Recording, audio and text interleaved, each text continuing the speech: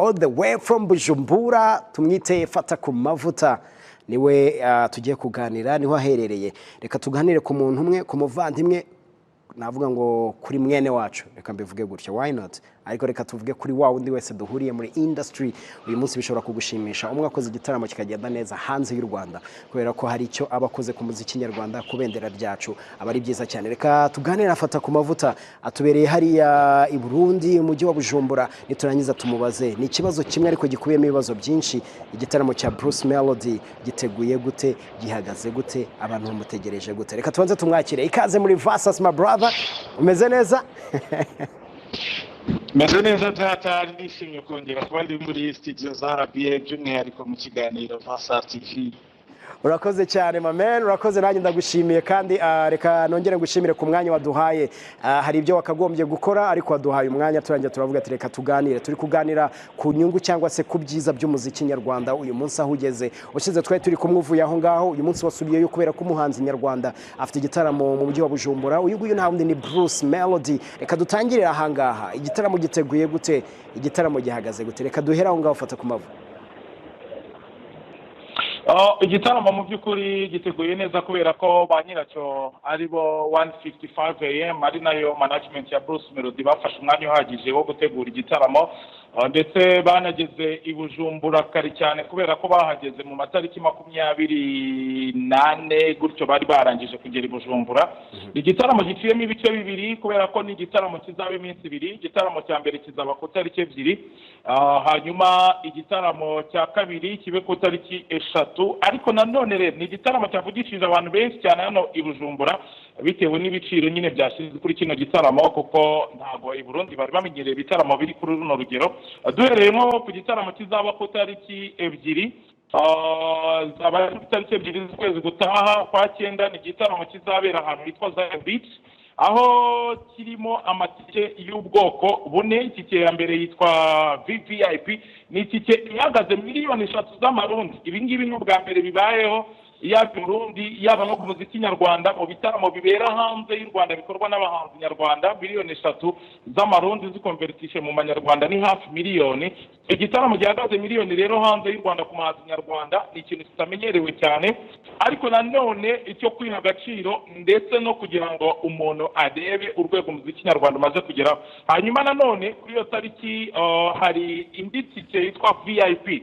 VIP yo rero iragura ibihumbi 350 by'amarundi.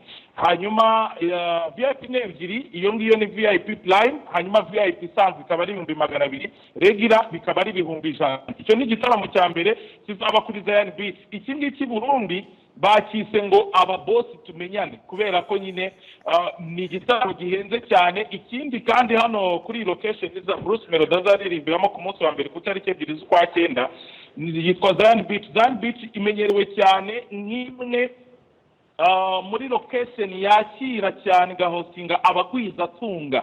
Nimvuga abagwizatunga wumva baherwe, wumva bakire bose bibujumbura, niho bakunda kuba bari gutaramira, bari gufatira kamwe. Ni umwanya mwiza rero kuzataramira abagwizatunga bibujumbura kuri miliyoni 3 z'amarundi. Hanyuma bitewe bwaho bizaba ari ku tariki 3 z'ukwa 9. Noneho hari igitaramo gisanzwe kizakira abantu bose muri rusange, publike yose. Ni igitaramo kizaba ahitwa Messe des Officiers Boulevard du 28 Novembre. Hanyuma kikazaba ari samedi, cyo amatike akoze mu bwoko bubiri. VIP zaba ari 50, hanyuma regular ticket zaba ari 10,000. Mu by'ukuri ibi biciro ntabwo byari bimenyereye cyane hano mu mujyi wa Bujumbura. Urebye cyane i Bujumbura ikintu badika cyangwa bari kuvugaho cyane ni izi miliyoni 3 z'amafaranga y'u Burundi. Urakoze cyane. Fata uraho ngaho uhamaze iminsi, ni niyo mpamvu nifuje ko abanyarwanda bamenya ngo Bruce Melody ugiye kwerekeza mu gihugu cy'u Burundi, mu gihe wa Bujumbura afite ibitaramo birenze 2 bamutegereje gute. Ariko urakoze gutangirira kuri icyo ngicyo cyo kwinjira, price, igiciro cyo kwinjira muri iki gitaramo. Abenshi bakivuzeho wenda byinshi ukurikiye aho ngaho uri, ariko noneho umwuka umeze gute? Tugende no ku biciro. Urabona bafite ubwoba cyangwa bari free yo kujya mu gitaramo bavuga ati reka turebe Bruce Melody? urebye sibo barabona amatariki ageze kubera ko Bruce Melody navuga ko ni umwe mu bahanzi nyarwanda bafite audience nini cyane hano mu Rwanda kandi yarabikoreye biciye mu bihangano bye byakunzwe mu Rwanda muri South Africa ku isi by'umwihariko muri mu Bujumbura. Hanyuma nanone ikindi kintu gituma Bruce Melody bamutegereje cyane hano i Bujumbura ngira ngo urabizi hari ibindi bitaramo bibiri yifuje gukorera hano i Bujumbura ariko byose byagiye bipfa bitamuturutseho bitewe na terms and conditions za COVID-19. Urabizi guma mu rugo, urabizi lockdown, ntabwo byamushobokeye ko ataramira abarundi.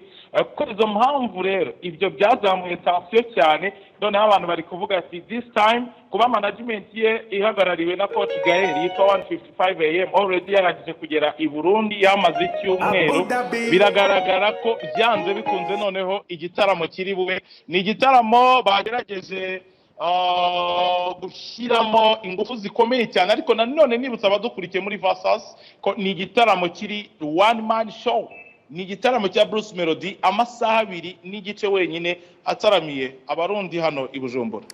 Ibi ngibi ntibiri buze gutuma wenda abahanzi baho ngaho batabibona neza, batumva ko ari ikintu cyiza niba ari one man show mu gihugu wenda cy'igituranyi. Uyu munsi hari abahanzi wenda bifuzaga gukorana igitaramo nabo, iki ngiki wenda 155 irakivugaho iki, cyangwa se abarundi aho ngaho barakivugaho iki? Wagiye ukora interviews zitandukanye, radio stations na TV stations aho ngaho, barabyumva gute, barabyakira gute kuba ari one man show y'umunyarwanda mu gihugu cy'u Burundi?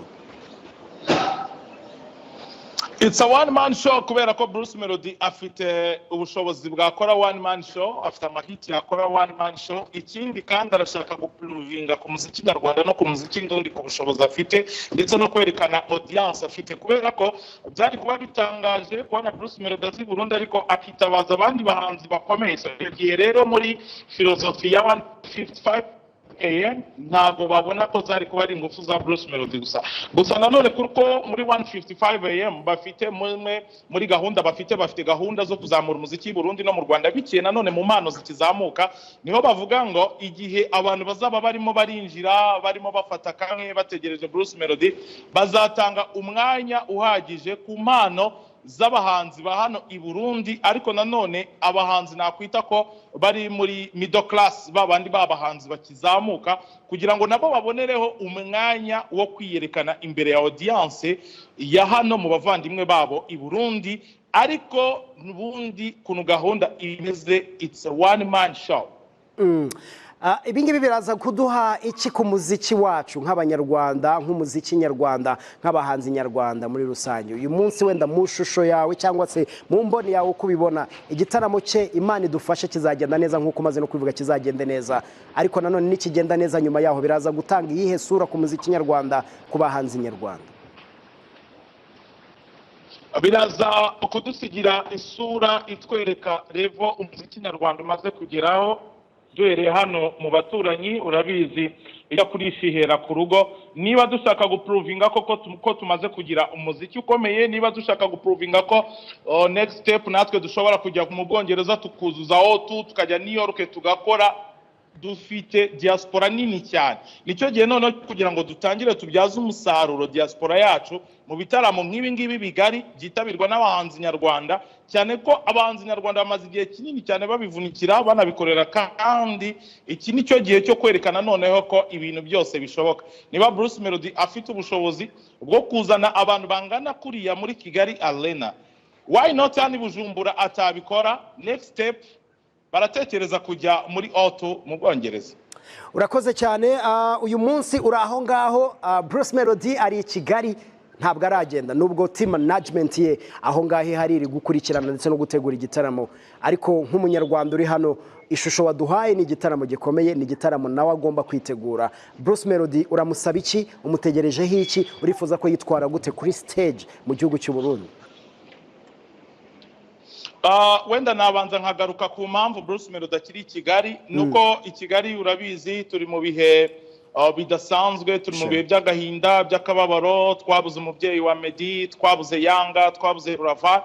Izo evenema zose rero umuvandimwe Bruce Melody yazihaye agaciro, azana time aravuga ngo ndaguma i Kigali kugira mbanze nitabire izi evenema zose zo guherekeza abavandimwe. Hanyuma ku tariki 30 nta gihindutse Bruce Melody ategerejwe mu mujyi wa Bujumbura, azaba ari we muhanzi wa mbere ugiye cyangwa se ukoze concert akava Kigali ajya muri icyo gihugu agiye gukoreramo akoresheje jet privé. Ni ukuvuga ngo kuri ubu ngubu urabona umuziki nyarwanda umaze kugera ku rwego rwo hejuru cyane. Nanone hano i Bujumbura andi makuru byacitse cyane kubera imodokari ya manager wa Bruce Melody ariwe Coach Gaël. Coach Gaël kuri ubu ngubu nababwira ko afite imodokari nshyashya nayo iri ku rugero rurenze na ya Brabus. So bizaba rero ari ibicika noneho kubona umuhanzi yaje muri jet privé ya Brabus yaciye hasi gushyira iyo modokari ya manager we Coach Gaël. Ibyo byose ni urwego rwo kuzamura agaciro ndetse na valeur y'ibyo dukora,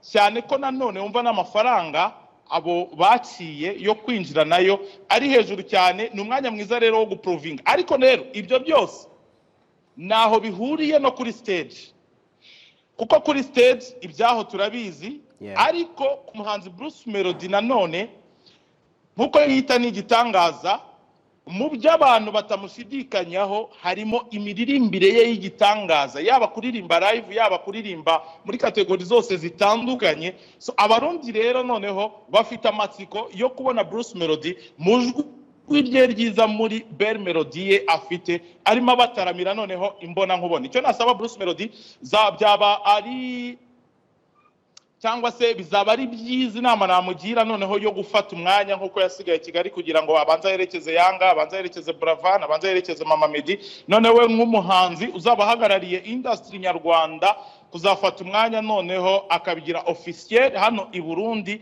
natwe tugafata umwanya wo kunamira no guha agaciro ibihangano bya Buravan, ibihangano bya Yanga ndetse no guherekeza Mama wa Medi, cyane ko Mama wa Medi inkomoko ye ari hano i Burundi. Urakoze cyane. Dufite umuziki nyarwanda, dufite umuziki ndundi, dufite one man show i Bujumbura Bruce Melody. Uyu munsi urabona biraza gusigira iki gushyira hamwe kw'aba bahanzi bose bakomoka muri ibihugu bibiri bitandukanye? Ukivuga icyo gushyira hamwe nakwiheraho ngiye ubwanjye kujya gutera uburezi arabwibanza gushyira hamwe. Nashyize hamwe kano kanya, urabizi hari hashize kinini cyane muri industry nyarwanda amakuru avuga ko Fata ku Mavuta na Bruce Melody badacana uwaka, ariko igihe kirageze raki kugira ngo dusenyere umugozi umwe ku iterambere ry'umuziki nyarwanda. Niyo mpamvu nahagurutse i Kigali mwitegera nkaza mu mujyi wa Bujumbura kugira ngo nkureho iyo rumors ivuga ko ngewe ntakunda Bruce Melody namusapotinga. Igihe kirageze ngo dusapotingane kugira ngo twese turusheho kuzamura umuziki nyarwanda ndetse n'idarapo ry'u Rwanda. Hanyuma rero ku bahanzi nyarwanda nabo icyo biri buze gusiga bo cyaranatangiye. Bruce Melody nubwo agiye kuza hano i Burundi, ariko mu minsi mikeya ishize ubwo nari ndi Burundi urabyibuka narahavuye, umuhanzi witwa Soshomura ahita nawe azi Burundi, yahakoreye ibitaramo bibiri. Nyuma ya Soshomura haje Chris Ize nawe ahakorera ibitaramo bibiri. Nanone dufite indirimbo nshyashya ya Big Fizzo na Platini, hari n'izindi ndirimbo zenda gusohoka nk'iya Satbi ndetse na Aline Sano. Urumva ko rero byanze bikunze industry nyarwanda na industry ndundi birimo birafatana, utibagirwa Kensol ndetse nundi motipe nawe uri kubikora cyane hano na Double J nawe bafitanye indirimbo yenda gusohoka. So biragaragara ko rero umuziki ndundi n'umuziki nyarwanda byongeye kuba imbumbe, byongeye kuba ikintu kimwe nkuko byahoze mu myaka yashize. Wenda turi kugana ku musozo, ndagira ngo wenda umbwire icyo wumvise cyangwa se ubuhamya wahawe ku gitaramo cya Chris Easy ndetse n'igitaramo cya Soshomura bagiriye aho ngaho i Bujumbura. Igitaramo cya Chris Easy ni igitaramo cyabereye ahantu hitwa kuri Miki Club, ni imwe muri location nayo ikomeye cyane hano i Bujumbura mu birebana no guhosinga ibitaramo. Ariko nanone ni igitaramo cyari kiganjemo urwaruka, urubyiruko, abana bakiri batoya cyane. Hanyuma kuri Soshomura urebye ni igitaramo abari bamutumiye hari bo ubwabo nabo bafite target yo kuzamura umuziki ndundi biciye mu bahanzi bakizamuka. Hari abahanzi babo bari bagerageje nabo kuzana mu icyo gitaramo kuzamura abana bakizamuka biciye muri icyo gitaramo. So biratandukanye cyane rero kuri Bruce Melody kubera ko noneho we arashaka kwerekana urwego umuziki nyarwanda uriho, yaba gutaramira abo bagwizatunga, mwibutsa ko mu baherwe habamo abantu bakuze, habamo abapolitisiye, abantu bafite amafaranga, imyaka iri hejuru. Umuntu ngo kumukonfirma cyangwa kumukombeka ntabwo biba byoroshye. Nashimira Bruce Melody kuba yarafashe uwo mwanzuro we na Rebo 155 AM yo kuvuga ngo reka tubanze twumvishe aba makuru b'i Burundi, tubumvishe umuziki nyarwanda. Ariko nanone ntabwo bihagije kuba twakumvisha abantu bakuru tutumvishije n'urubyiruko cyangwa se na public audience muri rusange. Ariho ku tariki 3 noneho hari igitaramo Kigali. Ubu ngubu rero i Burundi nta kindi gisigaye, abantu imyenda baraguze, bariteguye, amakwafi barayakubise, amanywa n'ijoro bo baba bareba ku isaha, bategereze tariki 2 ndetse na tariki 3 amateka akandikwa mu muziki nyarwanda ndetse no mu muziki ndundi mu gitaramo cya Bruce Melody hano i Burundi. Kuri Big Farious ndetse na Platini ikosa rimwe n'indirimbo ihagaze gute aho ngaho? Tugana no ku musozo wacu my brother. Ni indirimbo ihagaze neza cyane cyane hano i Burundi barayikunze bikomotse ku gitero cya Big Fizzo, kubera ko ikundira indirimbo yubakitse. Big Fizzo aba yarariye umwana Platini, aba yaratwaye wahoze ari umugore wa Platini. Hanyuma rero cyane urwaruka rwari mu Burundi kandi bati n'ubundi twebwe murabizi rwose tubona turi hejuru cyane ugereranyije naso. Ni indirimbo ihagaze neza cyane ku mashusho kuri street, indirimbo iri hejuru cyane. Ariko rero nanone umukobwa witwa Bwiza n'indirimbo ye yitwa Ready imaze kuba virusi hano i Burundi. Hanyuma kuba dukurikiye nibagirwe ko Bwiza afite n'indirimbo nshyashya yitwa Rumazi.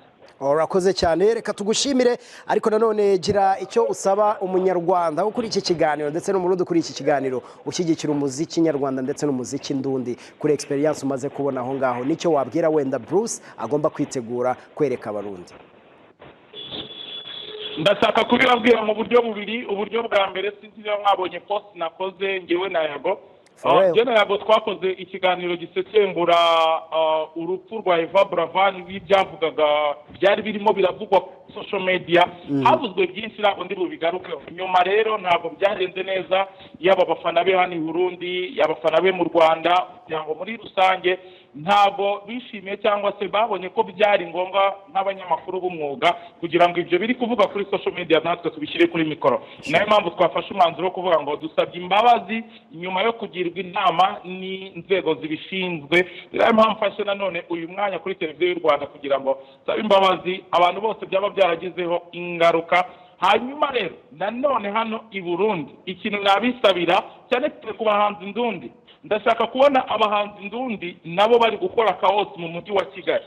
Urabona Christiza avuye hano, indirimbo ya Big Fizzo Platini sote, Social muravuye hano, Bruce Melody ari hano n'igitaramo cya miliyoni 3. Twebwe i Kigali turi gutegereza abahanzi b'u Burundi tukababura. So abahanzi b'u Burundi rero nibategereza uburyo nabo bazi Kigali tubakirana yombi uko abo batwakirana yombi, tubabone nabo bari kuzuza arena i Kigali, ibintu bigende neza cyane. Gusa mubona bashije kuganira nabo, uwitwa Satbiso Turamapafre afite gahunda yo kugaruka i Kigali agakorera igitaramo muri Kigali Arena, nawe cya one man show cyane nk'umuntu wabaye i Kigali yashize hafi imyaka 7 wavuye, ariko afite amatsiko menshi ari gutaramira abanyakigali. Urakoze cyane fata ku bavuta, wakoze kuduha umwanya wawe. Reka tugushimire kandi tuvuge ngo ukomeze udukurikiranire. Buriya nyuma yaho tuzagaruka tuvuge igitaramo uko cyagenze. Bruce Melody ibyo wamubwiye yabyumvise, ndabizi neza ko kuri iki kiganiro ndetse na team ye ndabizi neza ko kuri iki kiganiro. Ariko nanone hari icyo tubonye ku muziki nyarwanda wenda n'umuziki ndundi, reka dukomeze dushyire hamwe bikomeze bigende neza. Wakoze kuduha umwanya wawe my brother, thank you so much, kandi ukomeze ukurikirane ibyaho ngaho. Still umunsi kundi tuzajya tugerageza kugira ngo tubihe abanyarwanda bamenye ukuri, bamenye ndetse n'uburyo bihagaze. Murakoze cyane ko bari badukurikiye aba mu Rwanda ni Burundi. Reka mbibutse ko Bruce Melody azagera kuri hano ku kibuga cy'indege cyano i Bujumbura, azagera kuri 30. Nizere ko abafana be n'abakunzi be muri rusange umwanya uzaba ari uwabo kuri aeroport. Kwinjira n'ubuntu, kuza kwakira umuntu n'ubuntu, urukundo rwa mbere bazarumwerekere ubundi kuri tariki 2 tuzahurire ahitwa kuri Messe d'Officier. Hanyuma kuri tariki 3 nanone duhurire mu gitaramo Kigali kizakirwa abantu bose. Naje mfite amatsiko yo kubona igitangaza hano i Burundi abanyakigali mwitegure ibyo nzatahana mu busesenguzi bwanjye bitandukanye muri operasiyo mbaha. Nitwa Fata ku mavuta Rakiwamba, ndagushimira nawe ko mwaye umwanya nk'ingiyi na opportunity idasanzwe, hanyuma na timu yose mwafanyije kuri televiziyo Rwanda, murabizi ndabakunda, mugire ibihe byiza.